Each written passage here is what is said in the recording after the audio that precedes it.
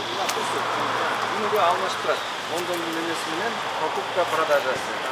1 граммдан баштап 1 килограммга чейин электронный. Анан кийин бул курстан кийин компания кандай иштейт, график работы ошондой алмашып чыгарып коюш. Пока бирге магазин бар. Сатып алуусу.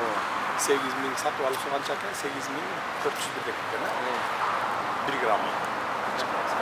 8429 грамм. Продажа 8471. Покупка, покупка. Кайра силер аласыңар да. О да. Саткан. Мисалы, клиент кайра өткөрсө келип аласыңар. Кайра сатканы 400. Эбуде салмасына турат. Камера менен чыгып турат. Бул 1 грамм, 2 грамм, 5 грамм, 10 грамм, 100 грамм, 50 грамм, унци и 20 грамм. Анан килограмм. Килограмм мондел жасадык сертификат менен. 1 килограмм. 1 килограмм. Алып чыгабыз десе, немесинде жазып беребиз. 1 килограммды деле сатып алса, анан кайра келип, мисалы, жарым жыл, 1 жылдан кийин кайра келип сатам десе, кайра эле аласыңар, Ошо курс менен ала бересиз. Текшерип алып туруп ала бересиң. Эгерде анализаторубуз бар, тетиги.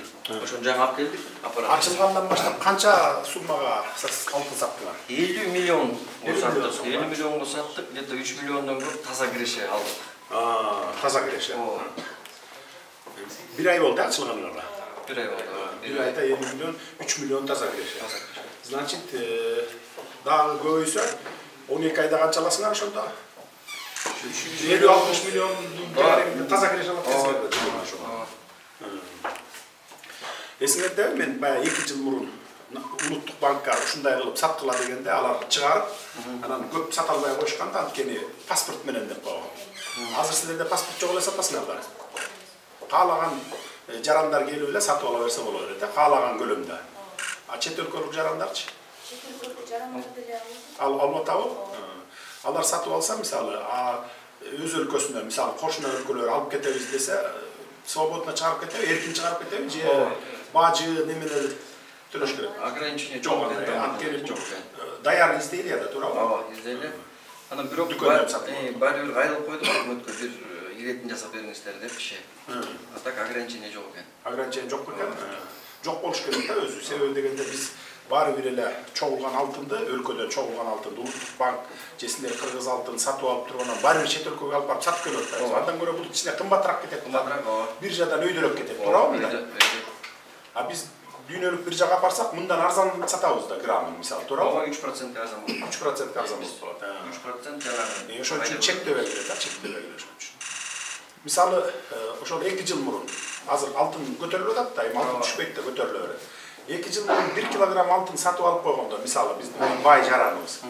2 жылда канча үстүнө кошулду ушу 1 килограмм алтынга? Канча таза киреше тартылат? Курс менен сатылып 2 жыл мурун 22-жылы алтын алып койгондо 2 миллион 889 миң, же болбосо 34 миң доллар үстүнө пайда көрмөк.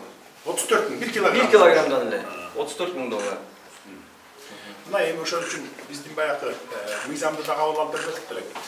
Байлардын баягы легализация боюнча азыр 31-декабрга чейин да узартып койдук, эми баары легализация кылып алсын деп. Ошолорго айтышыңар керек. Мына эгерде 1 килограмм алтынды 2 жыл мурун алып койгонуңарда 34 миң доллар жөн эле үйдө жатып эле. Үйүңөрдө сейфте жатып эле 34 миң доллар үстүнө кошулуп калмак деп мисалы. Bir kvartira экен. Bir kvartira. Bizde baylar көп da. Baylar көп. Алар 1 килограмм албайт, 10 килограмм алат, 100 килограмм алчылар бар мисалы. Алып эле жөн эле үйүнө сактап койсо, мисалы, доллар менен, сом менен, валюта менен кармабай, алтын менен кармаса, пайда тапмак экен да. Мына бул 96-жылдан баштап алтындын динамикасын алдым. Көрүңүз, өзү эле келет. Өзү эле келет. Бир аз токтойт. Мындан да өсөт. Анткени дүйнөдө алтындын эмеси талабы көп да. Күндөн күнгө көбөйүп атпайбы? Потребность. Ошон үчүн талап болгон сайын өсө баштайт. Алтындын кору жалпы дүйнөнүн алганда улам-улам гендер азайып атат. Алтындын талабы болсо, суроо талап көбөйүп атат тескерисинче. Бул жерде баарын анализ кылып койдук. 1 килограммдан 34 миң доллар болсо, мисалы 100 грамм алып койсо, 3400 доллар жөн эле. Үстүнө кошпой, үйдө жатып эле. Акчаларың болсо ячейкаларда, чет өлкөлөрдө анан үйдө кармап жатат, туурабы? Валюта менен. Алтын менен кармаса, алтында өзүбүздүн ичибизде калат, Кыргызстандын ичинде и баасы да өсөт. Пайда берет да. 2022-жылы 4.429.000 мекин болғаны жетілік. Азыр 23-жылы 5.384, азыр 7 миллион болчу.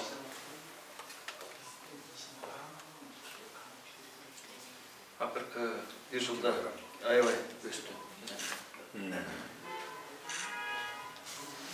Жакшы, ийгилик. Жакшы иштегиле, сак болгула. Ким кайтарат атат, биякта эмгидүү? Жерде эмгидүү тигил жерде отурат. Кача тигил жерден киргенде, бул жерден камерада көрүнөт. Анан алсатты киргизет. Бир кишини киргизбейт. Бир киши бул жерге киргенде эшик жабылат. Ал кирип соода кылып кетмейинче башка эч ким кирбейт. Күтүп турат. Күтүп турат. Эч ким көрбөш керек, ким канча алып атканын. Ал алып кетет. Тиги накатке чыгат, бияк жабылат. Ал арчып кеткенден кийин анан кийинкиси кирет. Ошондой система бар бизче. Туура. Бири-бирин көрбөсүн Сак болуш керек. Анан эмгидин сотрудниги бери отурат. Камера менен эметилген. Анан бул жерде заведующий магазин үстүп отурат. Бул дагы дополнительно жардам берип турат. Камера бул жерге да чыккан. Бул жерге кичине немерек болсо бул жардам берип, жана крупный партия алганда неметкенде жардам берип өзү. Тиги жерде болсо информационный табло келип кантип сатып алат, танышып алса болот. Жакшы. Жакшы, ийгилик анда.